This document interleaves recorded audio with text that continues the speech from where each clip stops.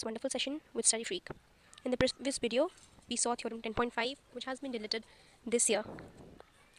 Now we are going to have a look on theorem 10.6. Hope this fits the screen. Yeah. So, theorem 10.6 states that equal chords of a circle are equidistant from its center. So what it means that if we have a circle, okay, और मैंने इसमें एक chord ये ले लिया and एक chord ये ले लिया. From the center, what happens? That just a minute. Yeah. From the center, these chords are equidistant. Means this OX length is equal to this OY length. Okay. So this we are gonna prove now. तो इसके लिए एक बहुत simple construction करनी है that एक perpendicular बनाना है इस लाइन पे, एक परपेंडिकुलर बनाना है इस लाइन पे. देन मेरे को एक रेडियस बनाना है, फिर यहाँ पे रेडियस बनाना है, या तो आप इधर का भी रेडियस बना सकते हैं. ठीक है, it's all up to you. Proof remains the same. Okay, now let me delete this. Okay, let's start with the foremost rule, that is to write the given contents. If we take this figure, इस figure में मेरे को क्या पता चलता है that I've been given a circle with center O where AB and CD are chords. मतलब AB is equal to CD है, मेरे को given है क्योंकि दोनों chords हैं और मेरे को बोला है कि दो equal chords अगर circle में given है. ठीक है, and these are the chords.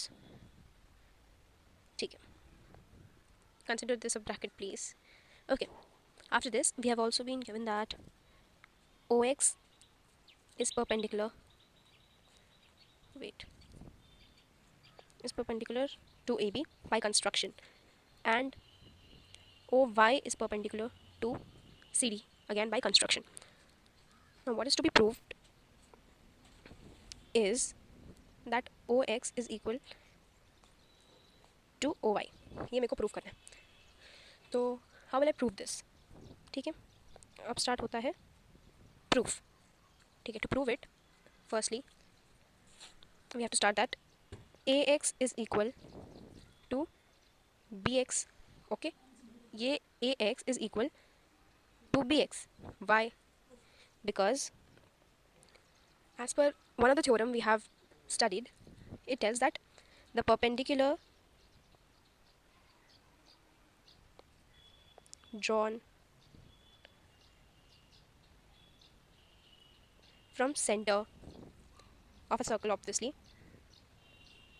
bisects the chord. Bisect करना मतलब दो इक्वल पार्ट्स में डिवाइड कर देना. ठीक है, two equal segments, two equal parts. Okay, so I am rubbing it for the sake of space. ठीक है, सो दिस रीजन की वजह से, इस रीज़न की वजह से मेरे को A X is equal to B Y मिल गया. सिमिलरली ये होता है सिमिलरली का साइन. अच्छे से बना देती हूँ एक बार. Similarly C Y is equal to D Y. ठीक है, इसका भी सेम रीज़न है क्योंकि the perpendicular drawn from centre bisects the chord, और यहाँ पे क्या है, O X is perpendicular to A B chord. और यहाँ पे क्या रीज़न हो सकता है, सेम रीज़न. क्यों? क्योंकि O Y is perpendicular to chord D C. ठीक है, अब मेरे को पता चल गया. अब मुझे क्या पता है that A X is equal to B X which is equal to half of AB, and CY is equal to DY which is equal to half of CD. Okay, ये इक्वेशन 1 और ये इक्वेशन 2. इससे मैं ये बोल सकती हूँ, मतलब फर्स्ट ऑफ ऑल मेरे को पता है, this actually doesn't implies score up. I have been given that AB is equal to CD. From 1 and 2 I can write that half of, wait, first of all this is given, तो half of AB is equal to half of CD. ठीक है, जिससे मेरे को पता चल जाएगा कि AX is equal to BX is equal to CY is equal to DY. इससे मेरे को पता चल गया that AX is equal to CY and BX is equal to DY. या मोस्ट प्रॉब्ली सारे इक्वल आप बोल सकते हो, बट मेरे को इसकी अभी ज़रूरत ज़्यादा है. Okay, let's have some more space over here. Oh,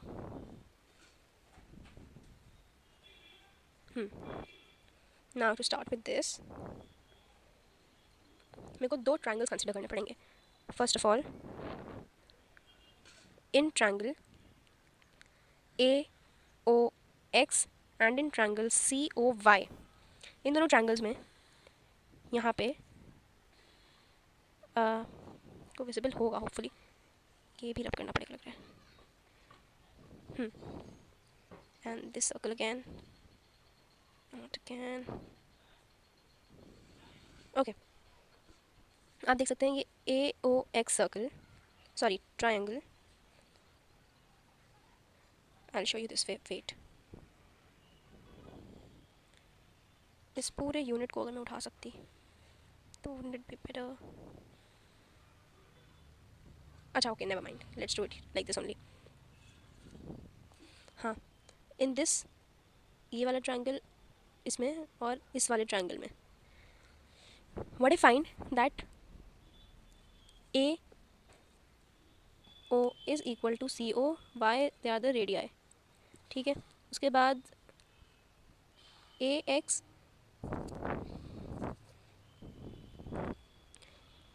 is equal to C Y, why from equation 3 that we have proved. और उसके बाद angle O X A is equal to angle C Y O या O Y C, each 90 degree by construction, ठीक है। Each I found that it is 90 degree.